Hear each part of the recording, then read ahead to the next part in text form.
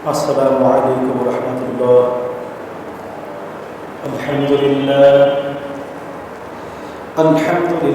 نحمده ونستعينه ونستغفره ونؤمن به ونتوكل عليه ونعوذ بالله من شرور أنفسنا ومن سيئات أعمالنا.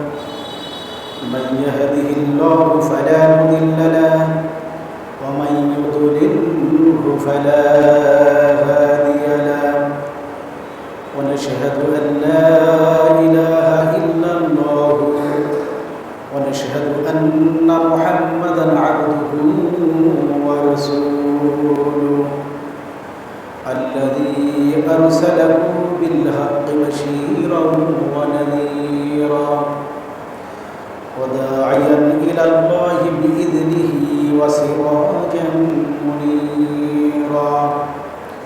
أما بعد فقد قال الله تعالى في كلامه المجيد وفي فرقانه الحميد: أعوذ بالله من الشيطان الرجيم.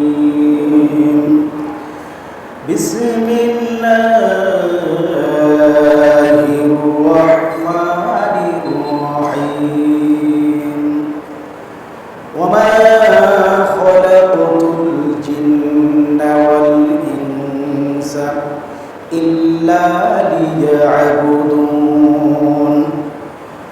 وقال تعالى في سورة أخرى: ولقد خلقنا الإنسان من صلصال من حماء مسنون والجن خلقناه من قبل من نار السموم. صدق الله العظيم. الحمد لله رب العالمين والصلاة والسلام على سيد المرسلين وعلى آله وأصحابه أجمعين. أما بعد লাখকোটি শুকরিয়া সেই মনিবের দরবারে যেই মহিয়ান গরিয়ান আল্লাহ রাব্বুল আলামিন আমাদেরকে হায়াতে তৈয়বা দান করে পবিত্র জুমার দিন জুমার নামাজ আদায় করার লক্ষ্যে মসজিদে আসার তৌফিক দান করেছেন। এই জন্য সেই মনিবের দরবারে শুকরিয়া দান সকলে বলি আলহামদুলিল্লাহ। লক্ষ্য করে দরুদ ও সালাম মানবতার মুক্তির সনদ, মুক্তির দিশারি, যেই নবীকে মহান আল্লাহ রাব্বুল আলামিন তামাম বিশ্বে রহমত হিসাবে প্রেরণ করেছেন, যেই নবী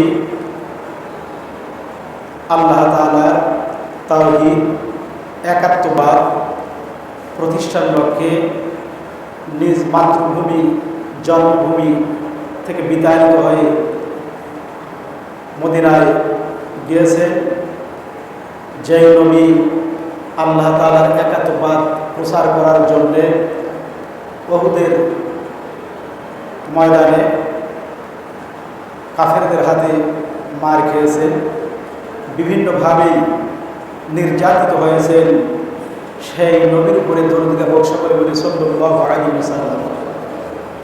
পবিত্র কোরআনুল কারীম থেকে আমি দুটি আয়াত তেলাওয়াত করেছি, দুই সূরা থেকে দুটি। প্রথম যে আয়াতটি তেলাওয়াত করেছি, আল্লাহ রাব্বুল আলামিন কোরআনুল হাকিমের মধ্যে বলছেন: ওমা খালাকতুল জিন্না ওয়াল ইনসা ইল্লা লিয়াবুদুন। আল্লাহ রাব্বুল আলামিন দুটি প্রজাতি সৃষ্টি করেছেন তার ইবাদতের জন্য।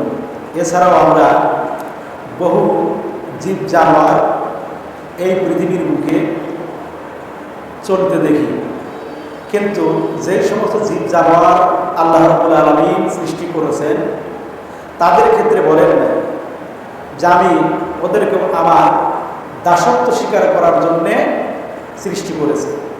যেমন আমরা রাস্তাঘাটে দেখি বিড়াল দেখি, গরু দেখি, কুকুর দেখি, আর অন্যান্য অনেক প্রাণী দেখি, ছাগল, ভেড়া। এইগুলো আপনার বাড়িতে যখন যাচ্ছে, গরু যখন আপনি হাটে থেকে ক্রয় করলেন, আপনার বাড়িতে যাচ্ছে, তখন আপনাকে সে মরিম হিসেবে মেনে নিতেছে, তাই নিতেছে কিন্তু আপনি যা বলছেন সেটাই সে শুনছে। একটা কুকুর যখন আপনি লালন পালন করছেন, ওই কুকুরকে যখন আপনি খাদ্য খাওয়াচ্ছেন, ওই কুকুরটাও আপনার কথাই শুনছে, আপনার হুকুমই পালন করতেছে, আপনার দাসত্বই সে করে যাচ্ছে।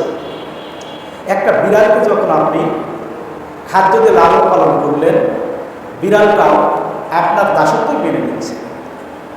আমরা সর্বশ্রেষ্ঠ আশরাফুল মাখলুকাত, আমরা মাখলুকাত আল্লাহ তাআলা যেই সমস্ত প্রাণী সৃষ্টি করেছেন, তন্মধ্যে সর্বোৎকৃষ্ট সবচেয়ে শ্রেষ্ঠ যে মাখলুকাত সেটা হলো আমরা।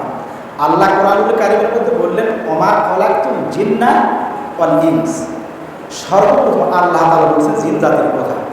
এখন এই জিন জাতি নিয়ে আজকে আমি ইনশাআল্লাহ এ সপ্তাহে যতটুকু প্রস্তুতি নিয়েছি জিন জাতিদের নিয়ে আলোচনা করব। আর আল্লাহ তাআলা তৌফিক দিলে, হায়াত দারাজ করলে ইনশাআল্লাহ আগামী জুমাতে মানুষদেরকে নিয়ে আলোচনা করব। জিনদের ব্যাপারে বলছে ওমা খালাকতুল জিন্না, আর আমি জিন জাতিকে সৃষ্টি করেছি এবং মানব জাতিকে সৃষ্টি করেছি কিসের জন্য? একমাত্র আমার ইবাদত বন্দেগীর জন্য। এখন কথা হলো যে মানুষ সৃষ্টির একটা উৎস আছে। মানুষের আদি পিতার নাম আমরা সকলেই জানি যে আদি পিতার নাম হযরত আদম আলাইহিস সালাম এবং আদি মাতার নাম মা হাওয়া আলাইহিস সালাম। তাদের থেকেই আমরা এই পৃথিবীতে যেই সমস্ত যারাই বসবাস করছি, এই সকলেই মূলত তাদের থেকেই আল্লাহ তাআলা আমাদের সৃষ্টি করছেন। বৈজ্ঞানিক ডারউইন যে আছে, ওনার কথা, এই মানুষগুলো সৃষ্টি করা হয়েছে কার থেকে? বানর থেকে। আজকে আমি ওই প্রসঙ্গে যাব না, বানর থেকে সৃষ্টি করা হয়েছে, ওই প্রসঙ্গে আলোচনা করবো না। জিন, তাহলে মানুষকে যেরকম আল্লাহ রাব্বুল আলামিন সৃষ্টি করলেন, জিন জাতিকেও ওই রকমভাবেই সৃষ্টি করলেন, আল্লাহ তাআলা সৃষ্টি করলেন। জিন শব্দের শাব্দিক অর্থ হলো গোপন থাকা, আচ্ছাদিত থাকা, ঢেকে থাকা। যেমন হযরত ইব্রাহিম আলাইহিস সালামের সম্পর্কে আল্লাহ রাব্বুল আলামিন কোরআনুল কারীমের মধ্যে বলেছেন, ফালাম্মা জান্না আলাইহিল লাইল, অর্থাৎ যখন রাত্রি আচ্ছাদিত হলো, ইব্রাহিম আলাইহিস সালাম যখন বয়সে উপনীত হলেন, ইব্রাহিম আলাইহিস সালামকে তার মা ভূমিষ্ঠ করেছিলেন একটা গুহার মধ্যে। যখন তার বয়স 7 বছর বা 8 বছর এরকম বয়স হলো, বা 6 বছর মতান্তর আছে, যখন সে গুহা থেকে বের হলো, বের হওয়ার পরে আকাশে সূর্য দেখলো, দেখার পরে বলছে হাযা রব্বি, এইটা আমার প্রভু। ইব্রাহিম আলাইহিস সালাম নিজেও বলেছেন, যখন চাঁদ সূর্যকে দেখছে, ওই সূর্যকে ইব্রাহিম আলাইহিস সালাম প্রভু হিসাবে মেনে নিতে চেয়েছে, যে সম্ভবত এটাই আমার প্রতিপালক, এটাই আমার ফালাম্মা আফালা, যখন এটা আস্তে আস্তে বিদরিত হয়ে গেল, তখন হযরত ইব্রাহিম আলাইহিস সালাম বললেন, না, যেই জিনিসের স্থায়িত্ব নেই, যার অস্তিত্ব নেই, সে আবার কখন প্রভু হতে পারে। যখন রাত্রিতে চন্দ্র উদিত হলো, রাতের বেলায় চাঁদ দেখলেন, দেখার পরে ইব্রাহিম আলাইহিস সালাম বললেন, হাযা রব্বি, সম্ভবত এটাই আমার, এই চাঁদই আমার প্রতিপালক। ফালাম্মা আফালা, যখন ওই চাঁদ বিদরিত হয়ে গেল, তখন ইব্রাহিম আলাইহিস সালাম বললেন, না, এটা আমার কখন প্রভু হতে পারে না। তখন হযরত ইব্রাহিম আলাইহিস সালাম বললেন, ইন্নী ওয়াজ্জাহতু ওয়াজহিয়া লিল্লাযী ফাতারাস সামাওয়াতি ওয়াল আরদা হানিফাও ওয়া মা আনা মিনাল মুশরিকিন। কয়, যদি আল্লাহ তাআলা আমাকে সঠিক পথে হেদায়েত দান না করেন, তাহলে আমি মুশরিকদের মধ্যে অন্তর্ভুক্ত হয়ে যাব। তো যাই হোক, এই শব্দের মধ্যে, এই সূরার মধ্যে আমরা জিন শব্দের যে শাব্দিক যে অর্থ, বিদরিত হওয়া, অস্তমিত যাওয়া, বিলীন হওয়া, সেটা কিন্তু আমরা এই সূরার মধ্যে দেখি, যে ফালাম্মা জান্না আলাইহিল লাইল, যখন রাত্রিটা তার নিকট থেকে বিদরিত হয়ে গেল। তাহলে জিন শব্দের শাব্দিক অর্থ হলো আচ্ছাদিত হওয়া, গোপনে থাকা, অদৃশ্য হওয়া ইত্যাদি। এই মানব জাতিকে আল্লাহ রাব্বুল আলামিন যেরকম সৃষ্টি করেছেন, সেইভাবে সেই কৌশলে আল্লাহ রাব্বুল আলামিন এই জিন জাতিকে সৃষ্টি করেছিলেন। এই জিন জাতিকে সৃষ্টি করেছিলেন হযরত আদম আলাইহিস সালাম সৃষ্টির প্রায় 2000 বছর পূর্বে। প্রায় 2000 বছর পূর্বে আল্লাহ রাব্বুল আলামিন এই জিন জাতিদেরকে সৃষ্টি করেছিলেন। কিসের জন্য? শুধু একমাত্র আল্লাহ তাআলার ইবাদত বন্দেগী করার জন্য। এই জিন জাতি আস্তে আস্তে যখন তাদের বংশ বৃদ্ধি হয়ে গেল, হওয়ার পরে জিন জাতিরাও আল্লাহ তাআলা ভুলে গেল। বিভিন্ন সময় আল্লাহ তাআলা বিভিন্ন ধরনের পয়গম্বর রাখি বা তাদের মধ্য থেকে কিছু রাজা বা বাদশাহ ওই জিন জাতিদেরকে প্রেরণ করা হয়েছিল, দেওয়া হয়েছিল। ওই রাজা বাদশাহ বা ওই জিনদের মধ্যে যারা নবী, ওই নবীরা জিনদেরকে বিভিন্নভাবে সতর্ক করতো, তোমরা এই কাজ করো। যখন অন্যায়, অপরাধ, খুন, রাহাজানি এরকম অনেক কিছু জিনদের মধ্যে বেড়ে গেল, তখন আল্লাহ রাব্বুল আলামিন পর্যায়ক্রমে একের পর এক ওই জিন জাতিদের মধ্য থেকে নবী রাসূল প্রেরণ করছে তাদের হেদায়েত করার জন্য। কিছুদিন হেদায়েত করে থাকার পরে গেল তারা ওই নবীকে কি করে হত্যা করে। এইরকম অন্যায়, অপরাধ যখন বারবার হতে থাকলো, তখন আল্লাহ রাব্বুল আলামিন হযরত জিবরাইল সাল্লামকে নির্দেশ দিলেন যে তুমি ওদেরকে ধ্বংস করে দাও। তাহলে যারা অন্যায় অপরাধ করলো এই জিন জাতিদেরকে ধ্বংস করে দেওয়া হলো। কিছু কিছু জিন জাতি যারা আল্লাহ তাআলার ইবাদত বন্দেগী করত, কিতাবের মধ্যে এভাবেই আছে যে যারা আল্লাহ তাআলার ইবাদত বন্দেগী, আল্লাহ তাআলার তাওহীদ একাত্মবাদকে বিশ্বাস করেছে, ওই সমস্ত জিনরা বিভিন্ন পাহাড়, বিভিন্ন গুহায়, বিভিন্ন জায়গায় আশ্রয় নেওয়াতে তারা দেখা যায় যে এই যে ধ্বংস, এই ধ্বংস থেকে তারা বেঁচে যায়। এরপর দেখা যায় পর্যায়ক্রমে তাদের আবার বংশ বাড়তে থাকে, বাড়তে আবার তারা পরে বিপদগামী হয়। বিপদগামী হওয়ার পরে যখন বারবার এইরকম বিপদগামী হয়, আল্লাহ রাব্বুল আলামিন তাদেরকে বারবার ধ্বংস করে দিয়েছে এবং শেষ পর্যন্ত আল্লাহ তাআলার নির্দেশে তারা একটা পাহাড়ে আশ্রয় নিয়েছে। এইভাবে থাকতে থাকতে মানে সেখানে দেখা গেল যখন একবারে সমূলে সব জিন জাতি ধ্বংস হয়ে যায়, তখন ইবলিশ নামে একটা, ইবলিশ বা ইবলিসের কথাই আছে যে ইবলিস নামে একটা ছোট্ট শিশু ছিল। তার বয়স বেশ অনেক, মানে জিন জাতির মানব জাতির চেয়ে বেশ অনেক বছর কিন্তু বাঁচে, তাই বাঁচা দিল। জিনদের চেয়ে জিন জাতির চেয়ে একজন জিনের চেয়ে একজন মানুষ কম বাঁচে, আর জিন জাতির 500, 1000, 1500, 2000 বছর নাকি বাঁচে। কিন্তু তবে এরকমই আছে যে 500 বছর, 700 বছর, 1000 বছর, 1500, 2000 বছর এরকম নাকি জিন বেঁচে থাকে। কিন্তু আমরা মানব জাতি, আমাদের সর্বোচ্চ, আমাদের আদি পিতা হযরত আদম আলাইহিস সালামকে দেওয়া হয়েছিল কত বছর বয়স? 1000 বছর। এরপর থেকে আস্তে আস্তে বয়সে হাদিসের মধ্যে আছে যে প্রত্যেকটা জিনিসই যেরকম ছোট হয়ে যাচ্ছে, এমনিভাবে মানুষের বয়সটা হায়াতটাও কমে যাচ্ছে।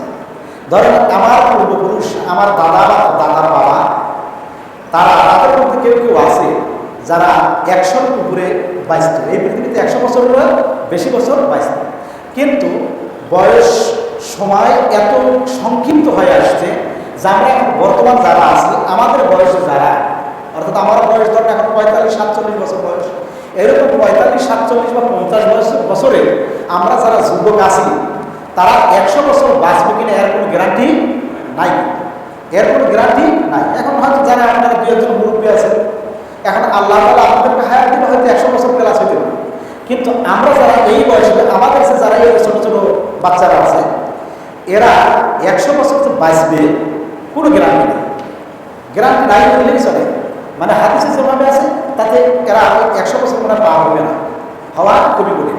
কিন্তু একটা জিন জাতি, একটা জিন, সে 500, 700, 1000 এরকম বছর কিন্তু তারা বেঁচে থাকে। আমরা যেরকম মৃত্যুমুখে পতিত হইতেছি, ঠিক জিনটা কিন্তু এরকম মৃত্যুমুখে পতিত হইতেছে।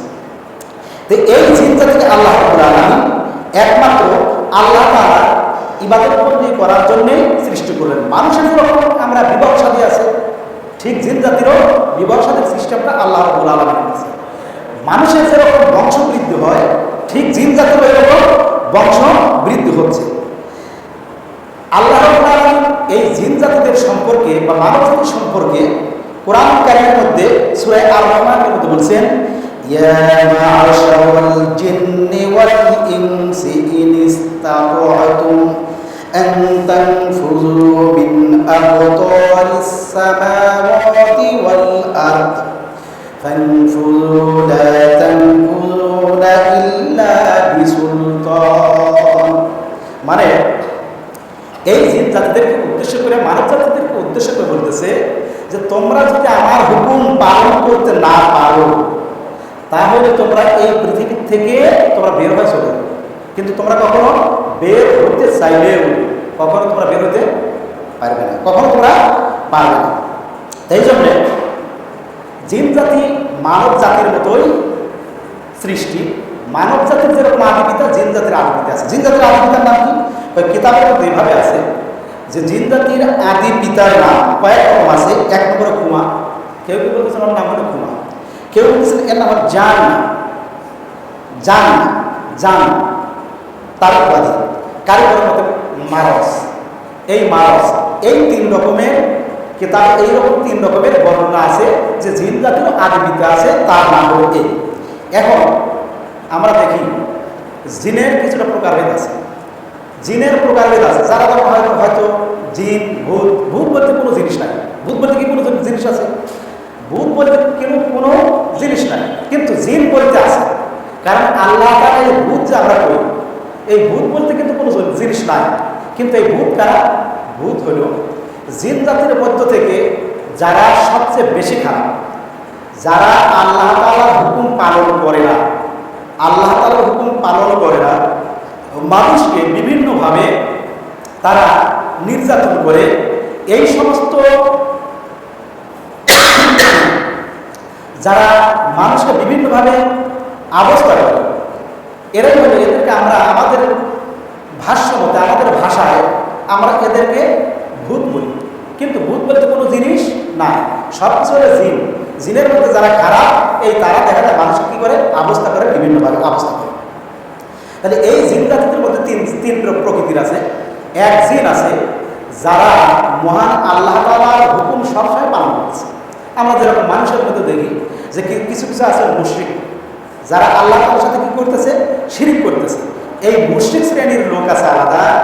আবার কিছু কিছু লোক আছে আমাদের এর মধ্যে থেকে, তবে হয়তো নামাজে ঠিক মতো, রোজা ঠিক মতো করে না, এগুলো মুশরিক না, এগুলো মুশরিক না, আল্লাহ তাআলার সাথে অংশীদার করে না, কিন্তু আল্লাহ তাআলার হুকুম কি করে না? ওরা পালন করে। এই এক প্রকৃতির আছে। আর এক প্রকৃতির লোক আছে মানুষের মধ্যে থেকে, যারা আল্লাহ তাআলার হুকুম অক্ষর অক্ষরে পালন করে। ঠিক জিন জাতিদের মধ্যেও এরকম শ্রেণী বিন্যাস আছে। কারণ কেউ কেউ আল্লাহ তাআলার একেবারে ইবাদত বন্দী করতেছে, কেউ কেউ একেবারে টোটালি করতেছে না, ওদেরকে আমরা ভূত বলি। আবার কেউ কেউ ধরনের হয়তো মানুষকে বিভিন্নভাবে কি করে? অবস্থা করে থাকে। এরপরে দেখেন জিনদেরকে আল্লাহ রাব্বুল আলামিন অদৃশ্য করে দিয়েছেন, তাদেরকে আমরা দেখতে পাই না, তাদেরকে আমরা দেখতে পাই না। এখন ধরেন বিভিন্ন প্রতিষ্ঠানে দেখা যায় জিনরা যে লেখাপড়া করে, বিভিন্ন মাদ্রাসা প্রতিষ্ঠানে অনেক জিনের বাচ্চা কাচ্চা লেখাপড়া করতে পারে, অস্বাভাবিক কিছু এটা। বিশেষ করে আমি শুনেছি যে বিভিন্ন হাফিজি মাদ্রাসায়, কওমি মাদ্রাসায়, আলিয়া মাদ্রাসায়, এরকম মাদ্রাসায় জিনের যারা সন্তান আছে তারা কিন্তু মানুষের সন্তানের মতো দৃশ্যমান। তখন হয় যে তারা দৃশ্যমান, তখন হয় কি তাদের সশরীরে, অর্থাৎ এই শরীরটা আমরা দেখতে পাই। মানে ধরুন এখানে এই মাদ্রাসায় যা আছে, এখানে এসে হয়তো জেনের সন্তান পরে তার কোনো গ্যারান্টি নাই, করতেই পারে, অস্বাভাবিক কিছুই না। আমি যখন কুশপাড়াতে ভর্তি হইলাম তখন শুনলাম নজির আহমদ নামে এক হুজুর ছিলেন, ওনার বাড়ি ছিল কুমিল্লা ছাত্র।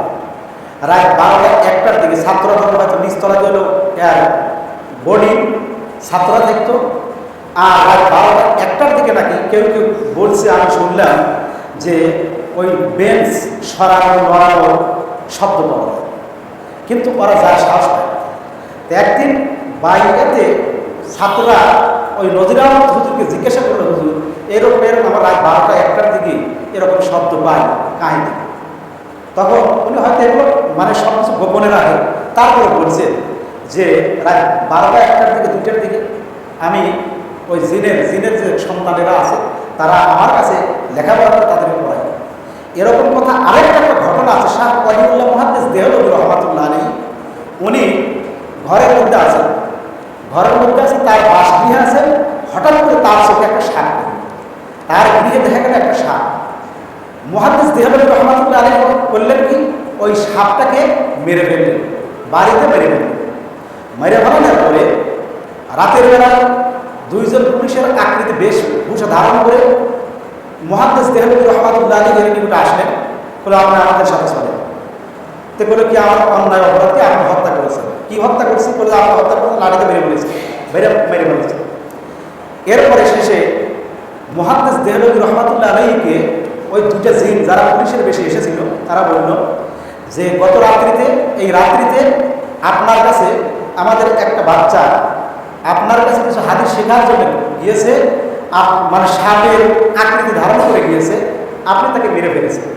এখন এর কাজ করে আমার আপনার বিচার হবে।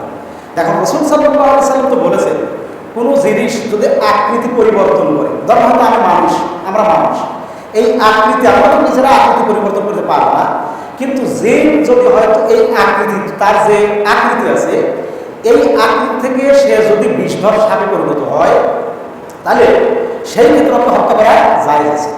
শুধু জায়েজ, কোরআনের পরিভাষায় আছে কিসস, মানে একজনকে হত্যা করলে, কোনো মানুষ হত্যা করলে একজনকে হত্যা করে তার বিনিময়ে আরেকজনকে হত্যা করতে হবে, দিয়ত দিতে হবে, ক্ষতিপূরণ দিতে হবে।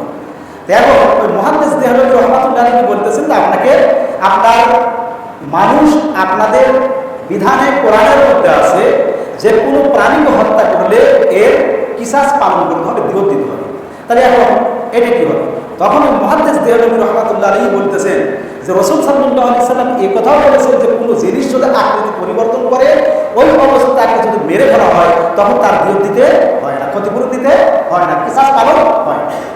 সে যেহেতু সাপ যেহেতু আকৃতি পরিবর্তন করেছে এই জন্য তাকে আমি মেরেছি, এর জন্য কোনো কিসাস ওয়াজিব হবে না, কোনো কাফারা কোনো দিয়ত দিতে হবে না।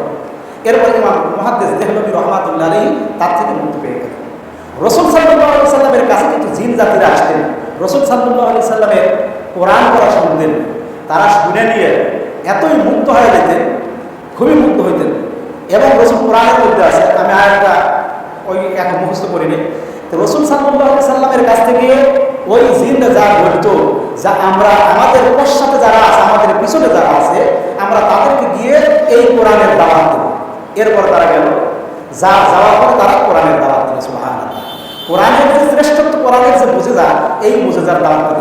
এখন হাজিরা অনেকে হজ করে এসছে, আপনারা দেখেন যে মানে হজে যে সময় হজে গেছি ওই টাইমে আমার জিয়ারা ওই জিন মসজিদ নামে মক্কায় একটা মসজিদ আছে, যেটা হলো আপনার অবস্থানটা আছে হলো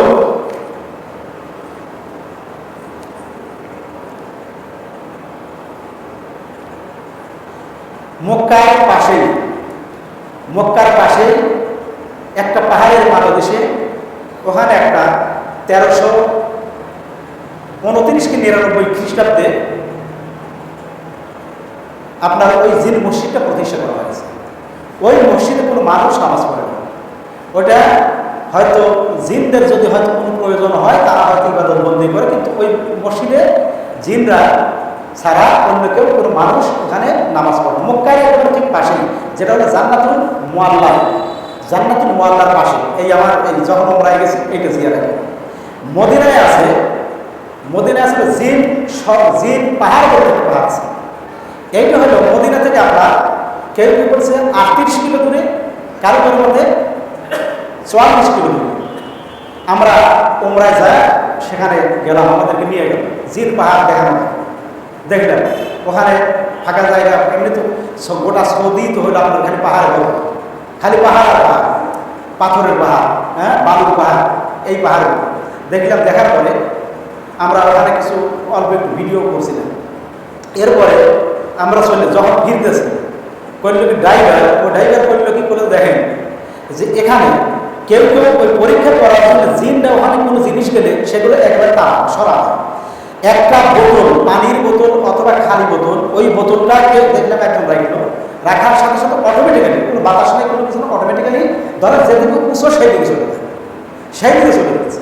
আমাদের যে গাড়ি, আমরা যে গাড়িতে গেছিলাম খাইছি, ওই গাড়ির ড্রাইভার করলো কি গাড়ির চাবিটা অফ করে আমাদের কাছে রেখে দেওয়া হয় বলে দেখেন কীভাবে গাড়ি লাগে। এরপরে গাড়ির আস্তে আস্তে স্পিড এতই বাড়ল, দেখা গেল 100 প্লাস উঠে গেল, এত দ্রুত ওই গাড়িটা চলে যায়।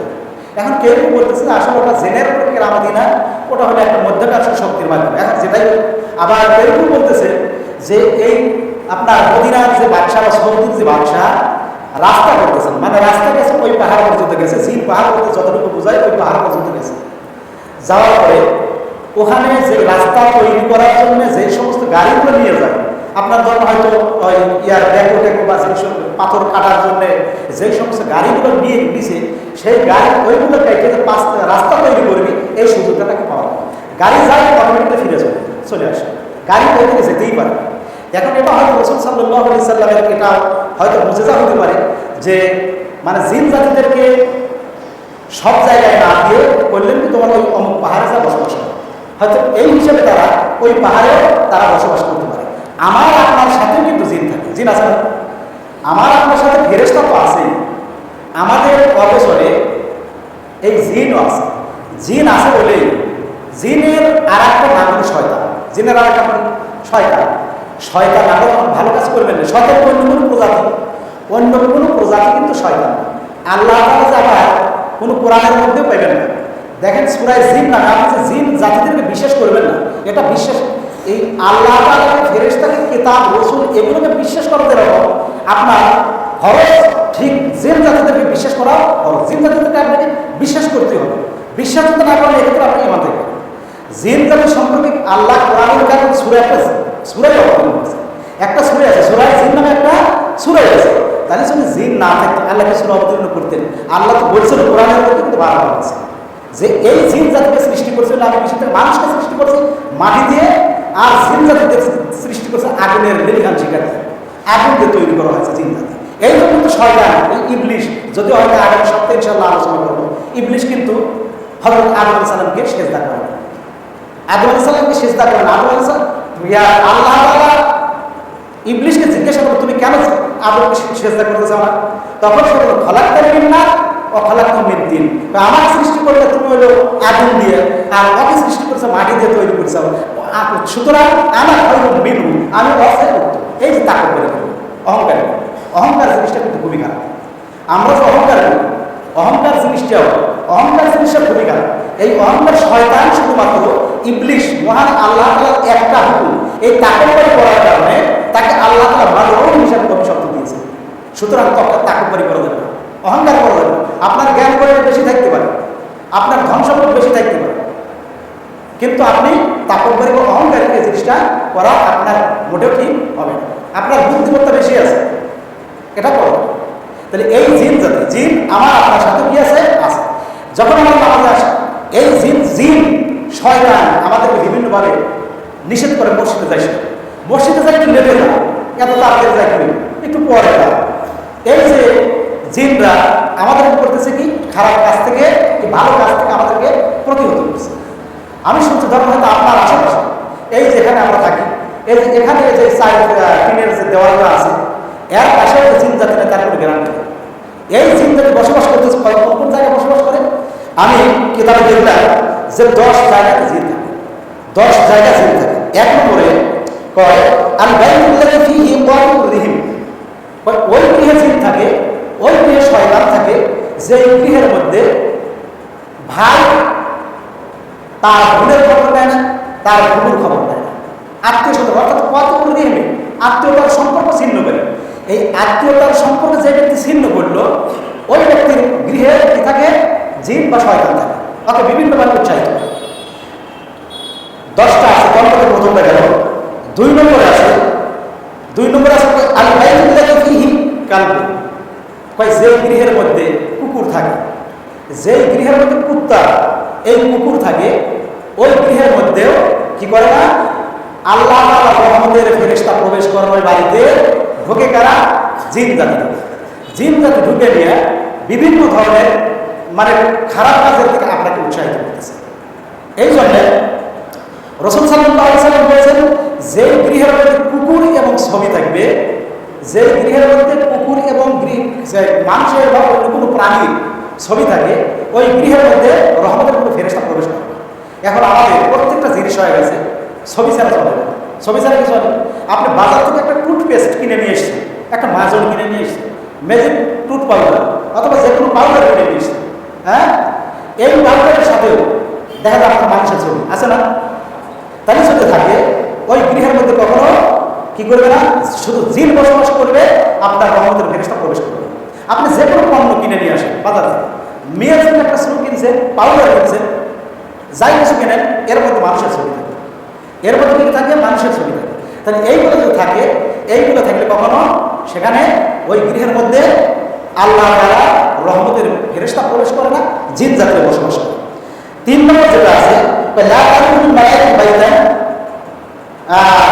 আল্লাযী ফীহি আর মুনতাকিল, ছোট বাচ্চাদের পেশাব যেখানে থাকে, ছোট বাচ্চারা ধরেন হয়তো আমাদের অনেকের মা বোনেরা সচেতন না, ওই বাচ্চারা পেশাব করে, যে বিছানায় পেশাব করে ওই বিছানা ওই অবস্থায় থাকে। দেখে তো আমার জায়গা বা হয়তো পাশে তো আমার স্বামী থাকি বা ওই সন্তানের বাবার জায়গা তো আর নষ্ট হয় না, ওর জায়গায় পেশাব করছে অসুবিধা নেই, ওইভাবে রেখে দেয়।